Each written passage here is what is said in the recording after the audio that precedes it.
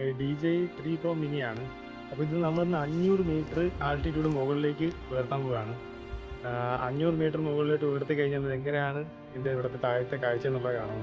ഇപ്പോൾ ഉള്ളത് വെള്ളാണിക്കൽ പാറമുകളിലാണ്. അപ്പം നമുക്ക് ഇത് ഇവിടെ നിന്ന് 500 മീറ്റർ മുകളിലോട്ട് ഉയർത്തിയാൽ എങ്ങനെയാണെന്ന് നോക്കാം.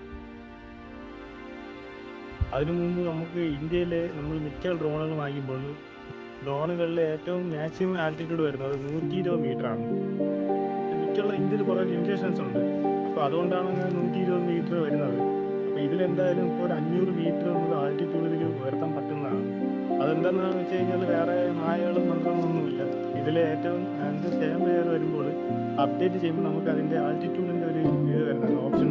അപ്പോൾ അത് നമുക്ക് മാക്സിമം 500 മീറ്റർ വരെ ഉണ്ട്. അത് 500 മീറ്റർ വരെ വയ്ക്കാൻ പറ്റുന്നതാണ്. അത് വെച്ച് കഴിഞ്ഞാൽ 500 മീറ്റർ വരെ പറ്റുന്നതാണ്. ആ സമയത്ത് നമ്മൾ 150 മീറ്ററോ 200 മീറ്ററോ വരെ വെച്ച് അത് വിട്ട് കഴിഞ്ഞാൽ അത് 200 മീറ്ററിൽ സെറ്റ് ആവുന്നതാണ്. അപ്പോൾ അത് മാക്സിമം 500 മീറ്റർ വരെ ആക്കി കഴിഞ്ഞാൽ അതിൻ്റെ ഫാം വെയർ അപ്ഡേറ്റ് ആകുമ്പോൾ ആക്കി കഴിഞ്ഞാൽ നമുക്കത് 500 മീറ്ററോളം മുകളിൽ ഉയർത്താവുന്നതാണ്.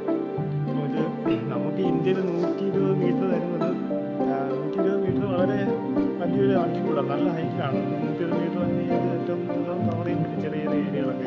പക്ഷേ അത് വലിയ നമ്മൾ ഏരിയകളിലൊക്കെ പോകുമ്പോൾ അതായത് വലിയൊരു സ്പേസ് കവർ ചെയ്യാനോ അല്ലെങ്കിൽ നമ്മളിപ്പോൾ വെള്ളാണിക്കൽ താഴെ ഭാഗമാണ്. അപ്പോൾ താഴെ ഭാഗത്ത് നമ്മൾ 20 മീറ്ററിൽ നിൽക്കുന്നതാണ്. പിന്നെ നമുക്ക് ഇതിലുള്ള വീഡിയോസ് മാത്രമേ നമുക്ക് എടുക്കാൻ പറ്റുള്ളൂ.